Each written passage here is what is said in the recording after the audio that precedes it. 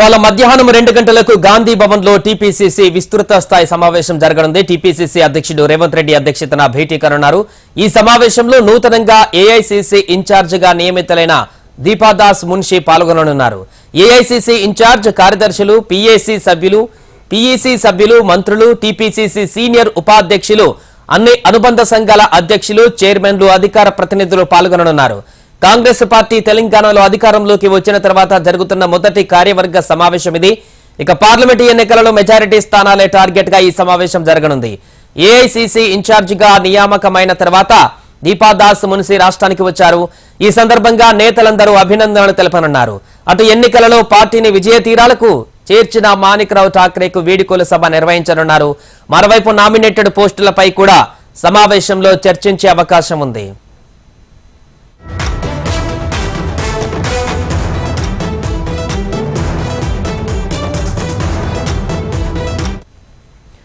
ఇవాళ మధ్యాహ్నం 2 గంటలకు గాంధీ భవన్ లో టీపీసీసీ విస్తృత స్థాయి సమావేశం జరగనుంది. టీపీసీసీ అధ్యక్షుడు రేవంత్ రెడ్డి అధ్యక్షతన ఈ భేటీ జరగనుంది. భేటీలో అనేక మంది పాల్గొనబోతున్నారు. దీనికి సంబంధించిన పూర్తి వివరాలు మా ప్రతినిధి నాగరాజు లైవ్ లో అందిస్తారు. నాగరాజ్, ఈ రోజు జరగబోతున్నటువంటి విస్తృత స్థాయి సమావేశానికి సంబంధించిన కీలక అప్డేట్స్ ఏంటి? పార్లమెంట్ ఎన్నికలు కూడా సమీపిస్తున్న సందర్భంలో దానికి కూడా కార్యాచరణ సిద్ధం చేసే అవకాశం ఉందా?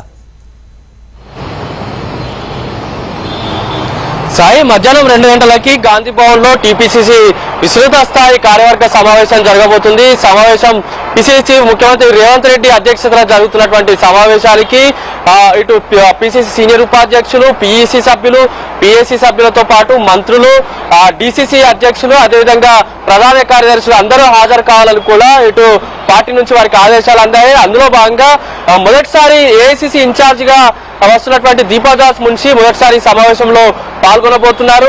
సమావేశం ప్రారంభం కాగానే మొన్నటి వరకు ఎన్నికల వరకు పనిచేసినటువంటి ఏఐసీసీ ఇన్ఛార్జ్ గా ఉన్నటువంటి ఠాక్రేని ఇక్కడ నుంచి పంపించిన నేపథ్యంలో ఆయనకి అభినందనలు తెలుపుతూ ధన్యవాద తీర్మానం ఉండబోతుంది. తర్వాత ఏఐసీసీ ఇన్ఛార్జ్ గా కొత్త వచ్చినటువంటి దీపదాస్ మున్షికి అభినందన సభ ఉండబోతుంది. అనంతరం పార్లమెంట్ ఎన్నికలే లక్ష్యంగా ఈ రోజు జరుగుతున్నటువంటి సమావేశం ఉండబోతుంది. మొన్న పిఎస్సి సమావేశంలో కూడా పార్లమెంట్ ఎన్నికల్లో అనుసరించాల్సినటువంటి వ్యూహాలపైన చర్చించారు.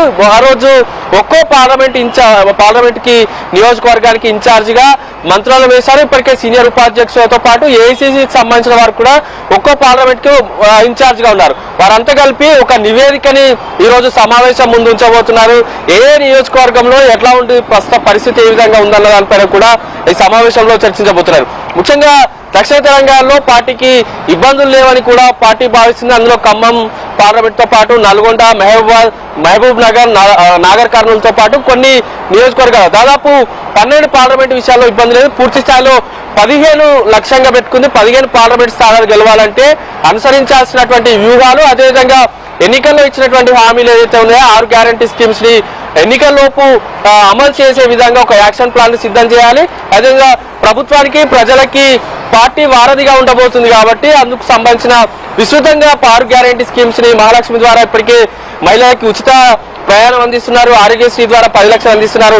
వాటిని విస్తృతంగా ప్రజల్లోకి తీసుకెళ్లాలని భావిస్తున్నారు. దీంతో పాటు మొన్నటి అసెంబ్లీ ఎన్నికల్లో చాలా మంది కష్టపడ్డారు. అందులో వారికి టికెట్ రానటువంటి నేతలు ఉన్నారు. వారికి ఎంపీ స్థానాల్లో అవకాశం ఇస్తామని కొంతమంది ముఖ్య నేతలకు చెప్పగా ఇతరులకి నామినేటెడ్ పోస్టులు ఇస్తామని చెప్పారు. ఇప్పటికీ అధిష్టానం కూడా గ్రీన్ సిగ్నల్ ఇచ్చింది. ఎమ్మెల్యేలుగా గెలిచినటువంటి వారికే కాకుండా పార్టీ కోసం కష్టపడినటువంటి వారందరికీ నామినేటెడ్ పదవులు ఇవ్వాలని కూడా చెప్పిన నేపథ్యంలో సంక్రాంతి లోపు నామినేటెడ్ పదవులు ఇవ్వాలని భావిస్తున్నారు.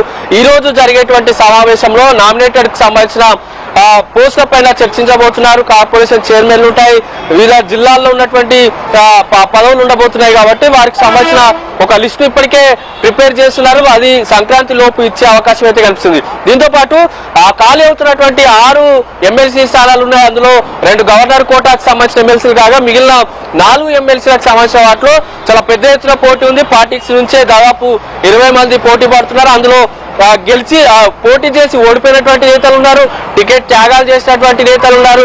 అసెంబ్లీ ఎన్నికల్లో వారికి హామీ ఇచ్చినటువంటి నేతలకి మొదటి ప్రయారిటీగా ఉండబోతుంది కాబట్టి ఈ రోజు జరిగేటువంటి సమావేశంలో ఎమ్మెల్సీలకు సంబంధించిన అంశం కూడా చర్చకు ఉండబోతుంది. ప్రధానంగా పార్లమెంట్ ఎన్నికల్లో 15 స్థానాలకు గెలుచుకోవడానికి ఉండాల్సినటువంటి వ్యూహాలపైన చర్చించడంతో పాటు ఒక్కో నియోజకవర్గానికి కీలక నేతలను మరింత మందిని బాధ్యతలు అప్పగించే అవకాశం అయితే కనిపిస్తుంది. సాయి.